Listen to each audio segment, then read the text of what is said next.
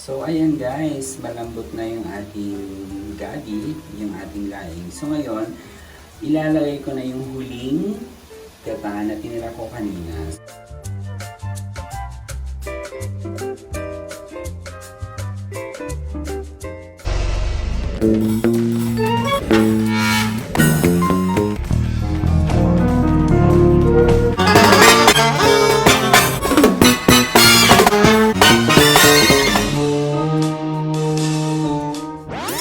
Ayan guys, nakakita ako.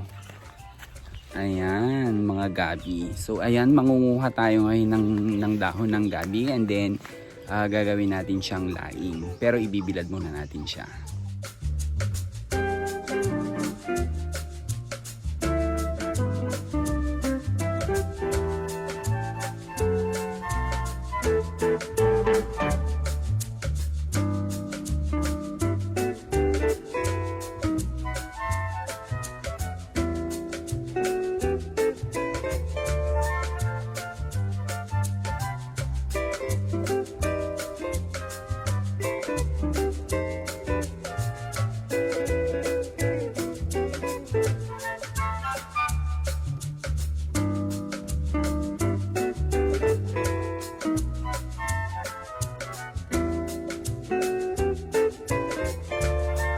So bali ito na guys, ang gagawin lang natin is hahang natin siya.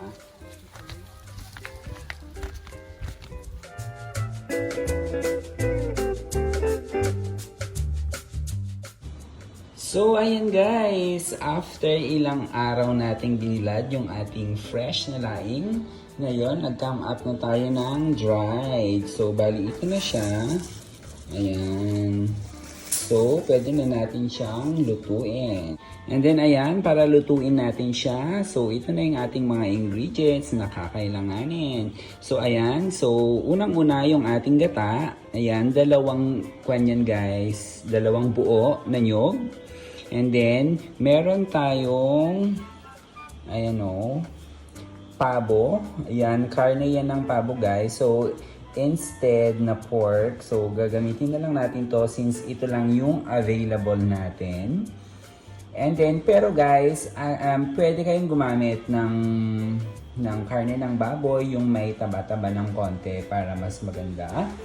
And then, meron din tayong, ayan, so ito yung tinapa na tinatawag namin. Not unlike sa Manila kasi yung tinapa nila doon is iba yung version nila. Pero dito sa probinsya namin, dito, so bali ito yung tinatawag naming tinapa. And then, kailangan din natin ng of course, bawang, sibuyas, salt, and then cooking oil. And then, kailangan lang natin ng, ayan, ito, nor cubes. So, at least mga dalawa. So, ayan, I think okay na yung ating mga ingredients na prepare na natin. So, magluluto na tayo. Ayan guys, bali dito tayo magluluto. Dito natin lulutuin yung ating laing kasi feeling ko kasi mas maganda yung aroma na naibibigay niya pag sa kahoy natin siya lulutuin. So, ayan. So, at saka since nasa province tayo, so ito yung gagamitin natin.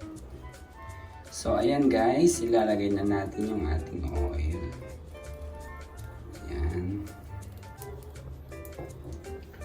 O, diba ang saya? And then yung ating bawang, sibuyas, ayan.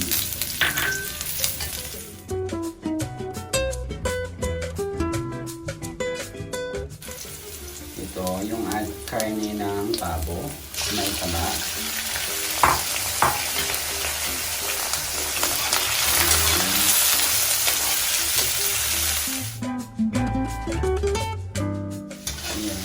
Brownin lang natin siya ng konti.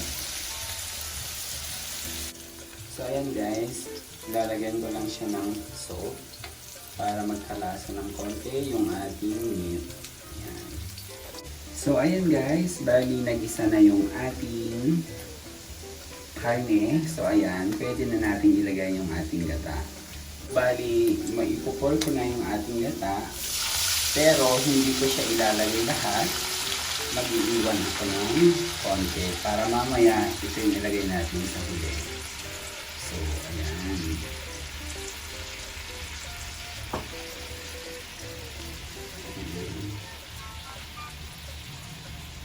So, ang gagawin ko, hayaan ko lang siya na naka-open. Hindi ko siya tatakpan para maluto yung gata. Ayan. And so, habang gumukulo, ilalagay ko na rin yung ating cubes. Ayan. Ayan. As well as yung ating tinapa. Ayan.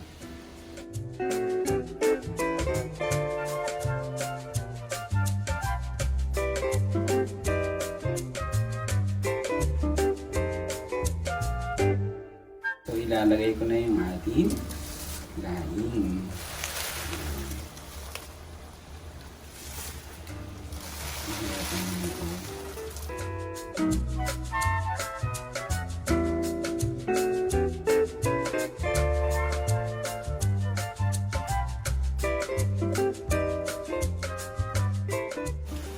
So ayan guys, malambot na yung ating gabi, yung ating laing. So ngayon, ilalagay ko na yung huling gata na tinira ko kanina. Ayan. And then, ganyan lang siya. And then, papatuyuin ko na lang siya. Ayan. Pwede na to pag natuyuan. Para masagip niya yung gata.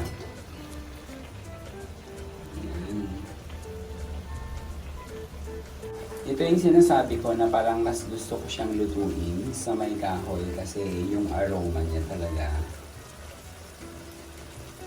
Ayan. Tapos, mas masarap kasi pag naluto siya sa kahoy. Ayan.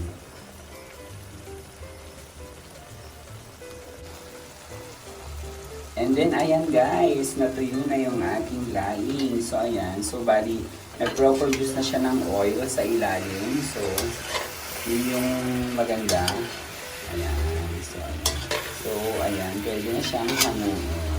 Ayan. Perfect. So, ayan. Tapos yung iba guys, naglalagay sila ng siling bean. Ayan. So, wala kasi tayong malalaki nun. So, yun. Maliliit na lang ilalagay natin. So, ayan, pwede na natin hanguin. So, guys, ito na yung ating laing. So, ayan. Ayan, meron na tayong ulam. So, ayan guys, that's all for now. And if you like this video, please give us a thumbs up. And please subscribe to my YouTube channel. So, bye everyone!